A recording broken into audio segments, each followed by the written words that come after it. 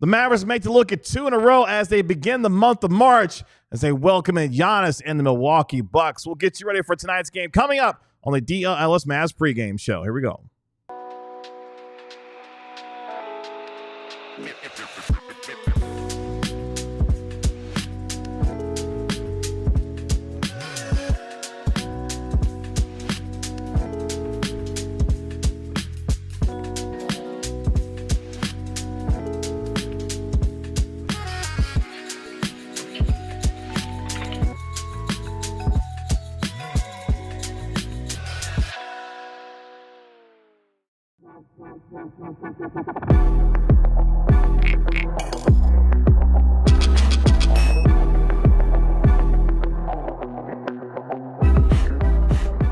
Hey, what's up, DLLS Mavs Nation? It's your man, Kevin Gray, alongside Mavericks analyst Bobby Carella. We are DLLS Mavs, your favorite guys covering your favorite team every single game night. Appreciate you joining us here on DLLS Sports as your Mavericks welcome in Giannis and the Milwaukee Bucks for game number 61 of the season. We'll get you ready for tonight's game over the course of the next half hour. Appreciate you joining us. Make sure you like, comment, and subscribe to DLLS Sports, and also find our podcast wherever you get your podcast for free as we welcome you to the month of March for your Dallas Mavericks. Game time at 7:30 p.m. at the American Airlines Center. If you're going to be watching the game, you can watch it on KFAA Channel 29 as the Mavericks welcome in Giannis and the Milwaukee Bucks, with the Mavericks at 32-28 on the year, 19-11 at the American Airlines Center. Meanwhile, the Milwaukee Bucks at 33-25, just 12-16 away from Milwaukee so far this year. The Bucks 2.5-point favorite with the over-under at 228.5. Let us know how you're feeling about tonight's game, Bobby, as the Mavericks look to make it 2 in a row as they take on Giannis and the Bucks tonight. Yeah, much tougher game than the one they had the other night, at least in theory. I understand why it might be difficult to completely just commit yourself 110% to the Hornets team that they faced the other night. But, I mean, they're going to have to go super all in. They're going to have to play super hard. They're going to have to lock in every single possession against the Bucks. You know, there's no real time to mess around, fool around, struggle to break 100. Like, this is going to take a pretty solid effort to get a win tonight. And the Bucks will look to try to keep the Mavericks from winning that second game in a row. Meanwhile, your Mavericks come into tonight's game 8th in the Western Conference, sitting just a half game behind the Clippers for the 6th seed in the West. Dallas, of course, snapped their 2-game losing streak the other night on Thursday with their win over the Charlotte Hornets to finish the month of February going 6-5 during the month. Meanwhile, Dallas 1-0 on their current 3-game homestand. They're currently in a stretch of playing 5 of 6 at the American Airlines Center. Dallas still just 13-20 against teams above 500 so far this year, and 10-8 against the Eastern Conference. Dallas will, of course, finish up their homestand on Monday when they face Domantas Sabonis and the Sacramento Kings. Meanwhile, for the Milwaukee Bucks, they come in 4th in the East right now, sit 5.5 games behind the Knicks for the 3rd seed in the Eastern Conference. The Bucks have come in hot, winning 5 of their last 6 games, including a win over the Denver Nuggets on Thursday night. Overall, they're 7-3 in their last 10 ball games after losing 4 straight and 5 of 6 for Milwaukee. They are, though, just 8-9 against the Western Conference so far this year, as they are just 9-14 against teams above 500. The Bucks begin a quick 2-game road trip tonight in Dallas, which will continue on Tuesday in Atlanta before they host the Mavericks on Wednesday on the second night of a back-to-back. That gives you the lay of the land for both these teams coming into tonight's game, which gets to Bobby Carella's scouting report, which will focus in, Bobby, on the drive and kick game of the Milwaukee Bucks coming into tonight. Yeah, I want to go back to what you just said. They are 9-14 against teams that are 500 and above. That's right. They've played 23 games against teams that are currently above 500. The Mavs have played 33 games. The Bucks have played the fewest games against winning teams by far in the league. In the whole league. The Nuggets are the only team in the playoff picture in the West that have played fewer than 30. I guess the Kings have too. Kings have played 28. The Nuggets played 29. So the Bucks just cruising down easy street. It must be nice to play basketball in the Eastern Conference. They have played the easiest schedule so far in the NBA. Cleveland, by the way, is number 2 on that list. But what Milwaukee's good at? Obviously, they got Giannis. They got Dame Lillard. It's so hard for me to say the word Lillard. Anyway, they got Giannis. They got Dame. Giannis going downhill is a sight unlike we have really ever seen before. That dude is an unbelievable athlete, incredible finisher, can go right, can go left, has the euro, has the finishes, has the hops, the explosiveness, can dunk on you, lay it in. He's also operating in the mid-range, posting up, still shooting some threes this year, although at a pretty low percentage. Dame, obviously, pull-up three game is really good, and then he can get to the rim because he's got a little bit of acceleration still, even at his advanced age. But it's not just, as you look at the Mavs lineup and think, man, they're really hurting for size right now. It's not just the rim that they have to worry about. It is the drive and kick game, like you mentioned, KG. This year, on drives that end in a kick-out pass, the Bucks are scoring the ninth most points per chance in the NBA. The Mavs actually are number 10 in that stat, which is pretty interesting. But when Milwaukee gets to the rim, they can finish, but then they can also kick out and score at an elite rate. Giannis, not a good three-point shooter.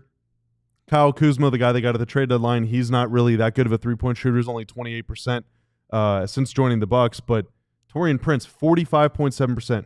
Gary Trent, 42%. AJ Green, 42%. Even Andre Jackson, 38%. They got shooters up and down the lineup, man. Brook Lopez, obviously, an incredible three-point shooter in his own right at almost 37% this year, which is almost a down year by his standards. So they got a lot of shooting, they got a lot of spacing, and they have a lot of finishing ability. So I don't know what you do. It feels like J-Kidd is the kind of coach that tries to take one thing away. So I don't know if that is just pack the paint and hope they miss, or if it's put pressure high on the ball and force Giannis to pass. I don't really know what it is, but it really is a pick your poison thing whenever you're going up against Milwaukee. Yeah, they got two guys in Damian Lillard and Giannis Antetokounmpo who can both fill it up, obviously, from any area on the floor, and maybe not necessarily for Giannis when it comes to the three-point line, but we know how well he can get down and get to the rim and really punish you at the rim. That gets us to our lead story for tonight's game. It's focusing not just on tonight's game for Dallas playing against Milwaukee, but the difficult portion of their schedule as we await the March 6th date, of course, coming on Thursday when we have the evaluations of Anthony Davis, Derek Lively II, and also Daniel Gafford as well, who will all be really evaluated to determine what their status will be going forward for the rest of the year. The Mavericks played the Bucks 2 times in 4 days, play them tonight, and then again on the 5th of March. They also play the Kings and the Grizzlies. The Grizzlies game will be on March the 7th. But the Mavericks are looking for their 20th win at home so far this year as they have 22 games left. It's about to be a sprint to the finish as it is now March 1st. We're a month removed from the Luka Doncic trade, and now the Mavericks, who went 6-5 in the month of February, now have a sprint to try and get to the top 6 of the Western Conference. They've got a lot of contributions from a lot of guys during the month of February and really throughout the course of the season to get them to this point. Jason Kidd speaking pregame to the amount of contributions and what it's done to help this team keep afloat as they try to get themselves into the top 6 of the West. Here's what Jason Kidd had to say. Yeah, I think the roster, when you look at the group, if you asked at the beginning of the year, probably a lot of guys weren't going to be in that situation. But you have to give the coaching staff and the players the credit of being ready, continue to work. We haven't complained about who is playing or who's not playing or who's hurt or when someone's coming back. It's the next man up mentality.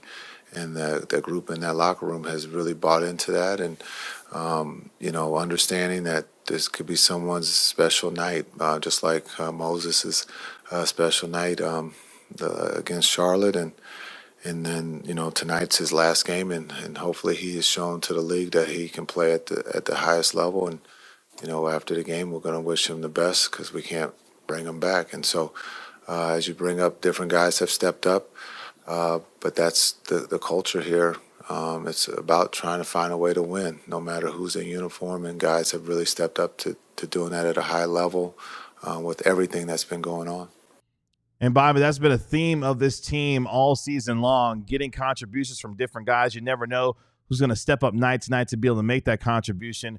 They're going to have to look for more of that tonight. P.J. Washington is back in the lineup for the Dallas Mavericks. Kessler Evers being deactivated with P.J. Washington being back. But it's going to be about this team, Bobby, trying to get contributions from everyone to deal with a talented team in the Milwaukee Bucks here. Yeah, I don't really know what LeBron war is. It's a stat. It's not a Stan war between Luka fans and LeBron fans or anything. No, this is wins above replacement based on LeBron, which is a advanced stat. It's like a one number metric to try and approximate a player's impact.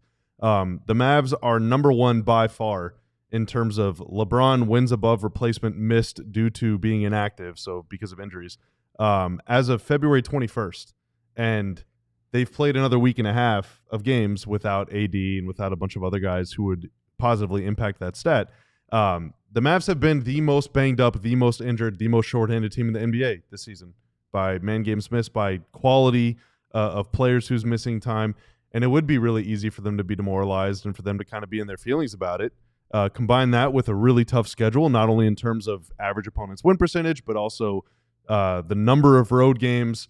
They played a month and a half where they had 4 home games over a month and a half span, right in the middle of the part of the season when you're trying to figure out who you are, like November and December. But they kept fighting, and here they are, whatever it is. The Clippers lost last night. The standings are changing all the time, so they're either tied for 6th, they're a half game out of 6th, they're a game out of 6th, and it's depending based on the hour, but they're right there knocking on the door of a guaranteed playoff spot despite all of that and all the stuff going on off the court, and there's been a lot of it. So, kudos to the players for staying locked in and the coaching staff for keeping them ready and all that, but, I mean, it's going to remain hard over the next couple of weeks. Their schedule is not easing up at all. And that starts tonight with Milwaukee. Of course, they're led offensively and defensively by Giannis Antetokounmpo, who, of course, is coming into tonight averaging 30.9 points per game. That's good for 2nd in the league, and also averaging 12.1 rebounds per contest. That's good for 6th in the league. His running mate Damian Lillard averaging over 25 points per game, dishing out over 7 assists per contest as well. That's 9th in the NBA, the 7.3 assists that Damian Lillard is passing throughout each game this year. Brook Lopez on the defensive end averaging 2 blocks per game. That's good for 4th in the league so far this year. Offensively, the Mavericks are led by Kyrie Irving, averaging over nearly 25 points per game and nearly 5 assists per contest as well. He's also giving you almost a steal and a half per game so far this year as well on the defensive end. Defensively, P.J. Washington going to be the man tonight, averaging over 8 rebounds per contest, which is a career high for him in his career, giving you 1.2 steals per game and 1.1 blocks per game so far for Dallas. For Milwaukee, a team that's kind of in the middle of the road when it comes to both offensive and defensive rating, a team that is 15th in offensive rating, but they are top 10 in defensive rating at number 10 in the association, which gives them an overall net rating of 13th in the league. Some interesting numbers for Milwaukee, though, coming into tonight's game. 2nd worst in the NBA in terms of points off turnovers, 3rd worst in the NBA in terms of second chance points. They're also 3rd worst in fast break points and 3rd worst in terms of points in the paint this year. And Bobby, I found that one pretty interesting, given the fact that their number one guy, Giannis Antetokounmpo, lives in the paint, that this is a team that's really not that good outside of Giannis when it comes to getting points inside the painted area. Yeah, I'm curious to see or to know if that number changed at all since they traded Middleton. And, Middleton's been out and in and back out and back in and back out of the lineup all year, really for the last few years for them. But their starting lineup at the beginning of the year was old, dude. Like, Dame is getting up there. Giannis is still in his prime, but he's like the youngest guy. Bobby Portis getting up there. Chris Middleton was getting up there. Of course, they traded him for Kyle Kuzma, who's no spring chicken himself. Sure. Brook Lopez is getting up there. It's a pretty old team. Now, they still have some athletes. Giannis, Andre Jackson, they still got some guys that can get up. AJ Johnson, who I believe they traded, so he's not with them anymore anyway. But, they still have some guys that can get up a little bit, and they have some length and some size around the rim, but they're just old. They're old. They're not as fast as they were. They're not as athletic as they were. Like, they still are, but they're not as much. And so, if you're Kyrie, for example, like, who on their team is guarding Kyrie? It's a great question because Damian Lillard's going to have a tough assignment trying to deal with Kyrie Irving. And if you're a really dynamic wing, Giannis can guard anybody for a possession, but over the course of an 82-game season, they don't want him guarding the other team's best players all the time. That's risking foul trouble, wear and tear, and all that stuff. And so if you're a really talented wing, who's guarding you? Like, are the Bucks going to put Dame on Klay? Like, it's just it's a lot of weird problems that they have to solve that trading Drew kind of created. Because Drew for so long could defend point guards, he could defend power forwards. It doesn't matter. You guard 1 through 4 pretty much. You could choose your matchup with him every night. And now they just don't have that luxury. And with Middleton getting older before they traded him, he had less versatility. Like, it's just not as dynamic and fearsome and ferocious a defense. Now, having said that, the Mavs will score 72 points tonight, and I'll look like a doofus. But they're just not the same Bucks as they were. That gets us to what these two teams. This is the first time these two teams are playing each other this year. Actually, the Mavericks and the Bucks are. As far as the season is concerned, they'll see each other again in just 4 days on March the 5th. This time it'll be in Milwaukee. That time around, I should say, it will be in Milwaukee on the road for Dallas. Of course, the Bucks swept the season series last year, 2 games tonight. In fact, The Bucks have won 9 of the last 13 matchups between these two teams coming into tonight's game. So the Bucks have had the Mavericks number over the last several matchups. There's been some doozies in that stretch. There have been. There were some really good games. I remember Kristaps Porzingis at one point. They went to Milwaukee and had a terrific game that night. Came out of the road win that game. So they've just had some barn burners over the years with these two teams. So hopefully an entertaining one tonight with some of the star power that's going to be on the floor. Coming up here over the DLLS Mavs pregame show, who's in, who's out? I'll get you an update. I saw someone asking about Caleb Martin. We have an update on him from Jason Kidd. So we'll hear from him as well in our Mavericks player spotlight as well. But first, let's try to help you win some money when it comes to Sleeper. Yeah, my sleeper pick of the night. Sleepers run a limited time special, as they do often. It's a 25% payout boost. So that's pretty cool. I'm going to take a lot of offense tonight. I think Brook Lopez, I don't know whether the Mavs are starting Moses Brown or if they're going to start small, but either way, I think Brook is going to benefit from a lot of those kick-out passes. I think he's going to make more than 1.5 threes. I think Dame is going to score at least 20 points. I think Giannis is going to score at least 20 points, and I think Kyrie for the Mavs, KG, we were just talking about it. Who guards him? Unless they double-team him, I think Kyrie is going to see a whole lot of red tonight, and I think he's going to score at least 25 points. With Sleeper, the more you pick, the more you win. My multiplier on this pick is times 2.77. And then if you add the payout boost on top of that, a $5 play, if and when I win, would pay me $17.31. How about that? If you think you know ball, want to play along with me, download Sleeper, use promo code DLLS Mavs, play $5 to get $55 in free plays. Let's let you know who's in and who's out for tonight's game for the Dallas Mavericks, and we'll take a look at our player spotlight coming up here in just a moment. Let's focus in on the Milwaukee Bucks, the opponent of the Mavericks tonight. Giannis Antetokounmpo, he is available and good to go. He's been dealing with a left calf strain. Pat Connaughton, he is out. He is dealing with a left calf strain of his own. Damian Lillard, he is good to go. He's been dealing with some right hamstring soreness. Pete Nance is out tonight with a left ankle sprain. Bobby Portis is out, of course, due to league suspension. And Gary Trent Jr., even just about half an hour away from the game, still remains questionable. He's dealing with a non-COVID illness. So we'll see what his availability will be for tonight. A really terrific three-point shooter for the Milwaukee Bucks. Meanwhile, for your Dallas Mavericks, Anthony Davis, Derek Lively II, Caleb Martin, Daniel Gafford all remain out. PJ Washington, though, he is available and good to go as he's been dealing with the right ankle sprain. Speaking of that injury report, saw someone in the chat asking about when is Caleb Martin coming back? What is the update on him? Well, I'm glad you asked, because Jason Kidd was posed that very same question during the pregame availability, and here's what Jason Kidd had to say about the. Oh, you don't have that. Okay. My bad. That was good. Yeah, you good. Jason Kidd saying that hopefully he's doing contact work now as far as Caleb Martin is concerned, and there may be a chance that we see him maybe this coming week. Of course, it's been nearly a month since the Mavericks acquired him from Philadelphia, but at the same time, hopefully for Caleb Martin, that means he's on his way back here soon. But maybe this coming week is such a long period of time. Sure. Because this coming week, I don't know when that starts. I guess if he's playing in that Phoenix game, that's really nice, because even though he's not super tall, he's still the kind of guy that could potentially guard KD. He can definitely, potentially guard Booker as well, or Beal or whoever. I don't even know who's going to be playing in that game for Phoenix. Like, I think it's a day-to-day thing with all three of those guys right now. But at any rate, this upcoming week, they got the Bucks tonight, then they got the Kings with DeRozan. They got the Bucks again with Giannis. They got the Grizzlies with Ja and Jaren Jackson. Then they got Phoenix with all those guys. Like, there's a lot of teams with a lot of wings and guards coming up on their schedule that they could use Martin against. And Martin kind of occupies this sort of weird tweener forward spot on offense. Like, he could be a 3 or 4, play alongside either one. And then on defense, he has the versatility to guard multiple positions. And so, after seeing the kind of work that DeRozan gave the Mavs the last time they played the Kings, and knowing how much they will need that game, it sure would be nice to have him available for that game. But that's okay, KG. He will debut eventually, and the Sixers will just use the second-round pick that the Mavs gave up for him to draft a replacement. So It's all good. Kid saying that Martin has been participating in 5-on-5 work, and they're monitoring how he feels after he plays. He said Martin will play again on Tuesday, and hopefully they can have some good news after that when it comes to Martin and his availability. He's playing on okay, so Tuesday is after the Kings game. Okay. I guess, honestly, as long as he's back by the Phoenix game, that's probably best case scenario, hopefully. Yeah. Because it's been a while. Obviously, they traded for him, and it's been because the early prognosis was what just want something good to happen. I just want a good thing. I just want a good. Agree. I mean, I'm right there with you. Yeah. I mean, it's been a little longer than what, and give Mark Stein credit, he had discussed in terms of the timetable, maybe a little bit longer than initially projected for Caleb Martin when it came to him and his hip injury. So hopefully as he continues that rehab process, he's getting closer to a return and what that means for the Mavericks going forward, because they're going to need him, obviously, going forward for the rest of the season.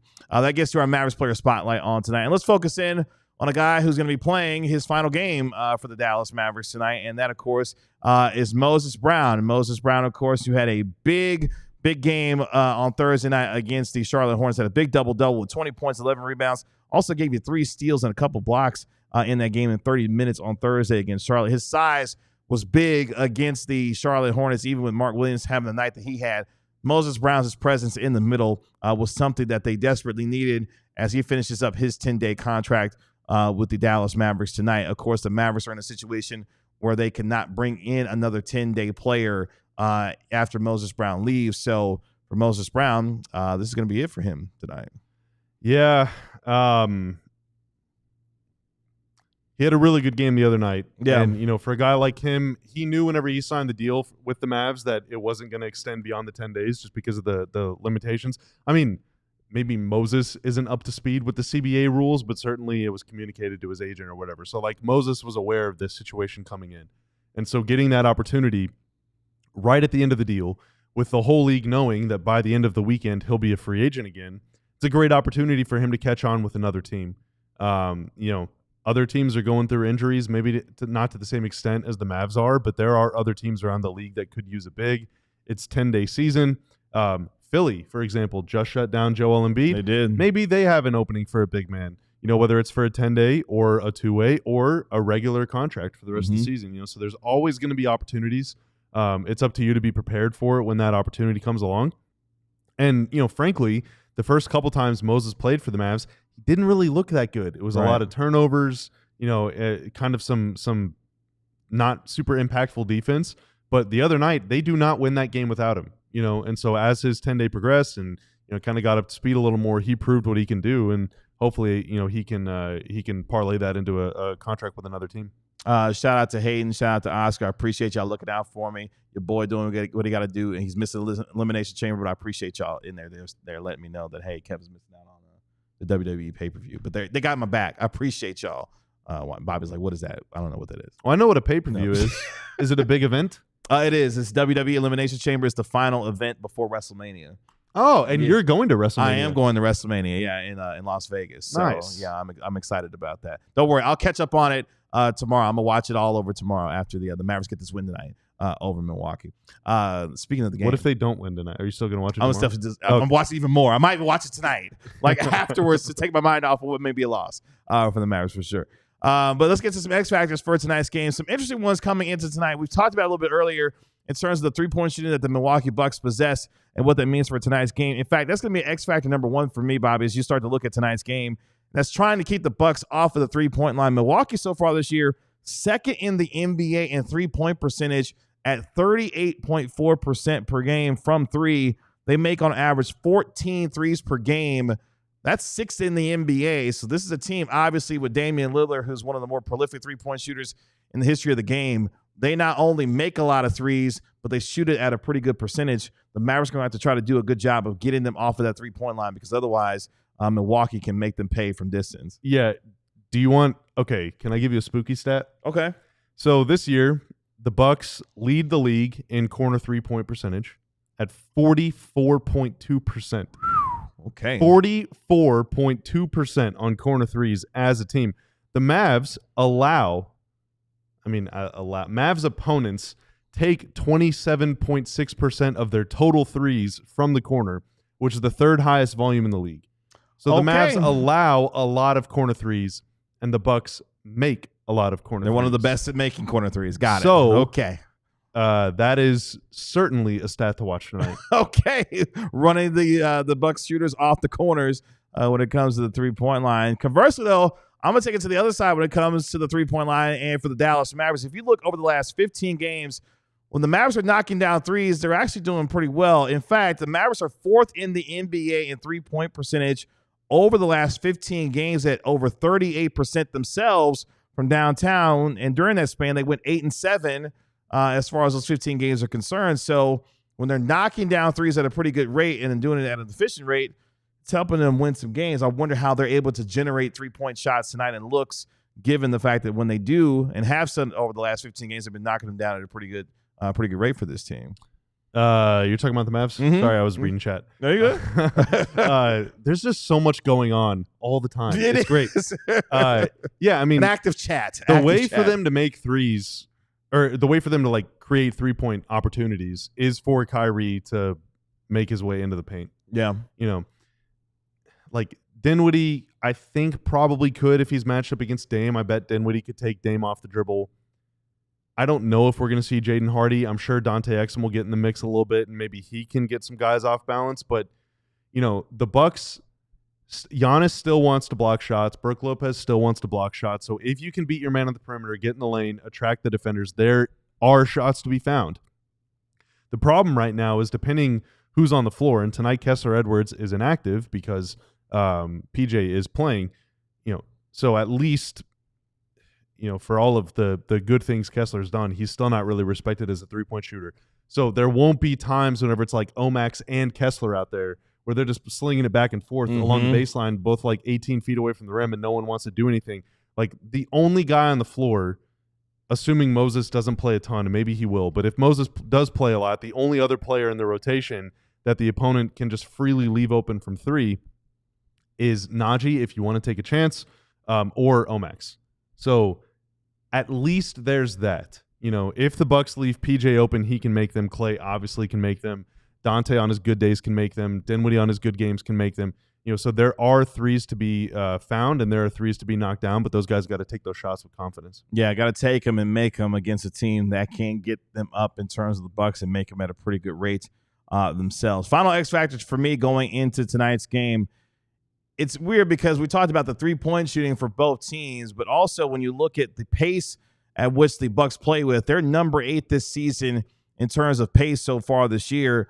If you're Dallas, maybe you try to slow the game down just a little bit to try to keep the Bucks from playing that up-tempo style that they like to play and have proven that they can do throughout the course of the year. Is this an opportunity for them to maybe slow the game down, to maybe limit the possessions as much as they can, to give themselves to not have to be in a high-scoring affair with Milwaukee, given the way that they can shoot the ball from the 3-point line tonight? I don't know. I don't think that playing prevent offense is good. I mean, we see like how many times, especially when teams double team Kyrie, how many times it's just like aimless dribbling, and then we're all like, you can feel the anxiety, the blood pressure rising in our upstairs studio where we watch the games. We're like, oh my God, like do something, please, somebody do something. Somebody do something. So I mean, these precious 24 seconds on the shot clock cannot be wasted. Of course, the more wacky and haywire and up tempo you try and play offense, it does expose you to leak outs the other way. And there is still, for my money, outside of LeBron, maybe there is no one in the NBA scarier in the open floor than Giannis. Yeah. And the Mavs do not have the capacity right now to build an effing wall. And so their only shot potentially is to, really just clog the middle of the floor and hope that he doesn't get out running.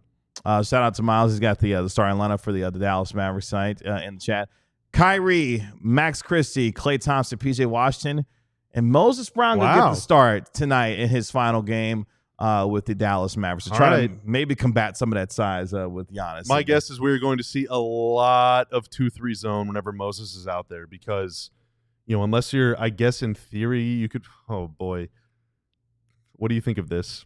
You put PJ on Giannis, or do you put PJ on Brook Lopez and kind of have him roam, and then Moses on Giannis, or do you put Klay on Giannis with Moses roaming, or do you put PJ on Giannis and put Moses on Brook Lopez, but have Moses parked under the rim and dare Brook Lopez to make a bunch of threes? I would rather try to make Brook Lopez make threes. Yeah, make that. Look, if Brook Lopez makes 5 or 6 threes tonight, you just tip your cap to him because I can't have Giannis just running freely in there. With Kuzma shooting the way he is, do you put PJ on Giannis, Klay on Brook Lopez, and Moses on Kuzma, and dare Kuzma to make threes? Either Lopez or Kuzma, force either one of those two to make threes. I could live with that, I think. Because Kuzma's not been a great 3-point shooter for them. There are some nights when I'm just really glad I'm not a coach. Yeah, especially when you got Giannis on the other side trying to figure out what you're going to do with him. And oh, by the way, that Damian Lillard dude is running around. But we'll see. The Bucks have not beat a lot of good teams this year. Now, I would say the Mavs right now, given all their size issues and all their injuries, I don't know if the Mavs are a good team right now. But Bucks only a 2.5-point favorite coming into tonight. Yeah, even with the players that they have. The Bucks are. I'm sorry, Charlie Saturday. The Bucks are not very good. They're not a very good. They're a 4 seed. weird team. They're not a good 4 seed. They're the 4th best team in the Eastern Conference by record right now. That is very fraudulent. So, that's all I'm saying. Don't be surprised if, but also don't be surprised if.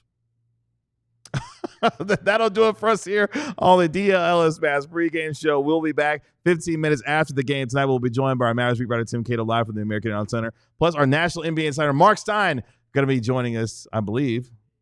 No, check on that. I thought he said he was off all week. I don't remember. He said he was gone all week, is what he said to me. But I don't know if that means.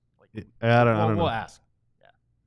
We should have this conversation on mic. It's actually better that way because you get an inside look on how we plan the show, like right here, right now. Yeah, the way that we plan the show is like, I don't know. Yeah, we just do this a lot. Up, is who's here. It's like an hour of us just kind of like, what do you think? What do you think? I mean, hell, Tanner might run the show at this rate coming up during the post-game show as well. Well, thanks for hanging out with us here on the DLLS Mavs pregame show. Some of us will be here for the post-game show, I promise you. It definitely include the two of us. And Tanner. You'll have to tune in to find out. Exactly for the rest of who will be here on the show. Mavericks, Bucks coming up as the Mavericks looks for their second win in a row at the AAC. We'll talk to you after the game right here on DLLS Sports. Y'all be good. Let's see you later. Peace. We all silly like the mayor.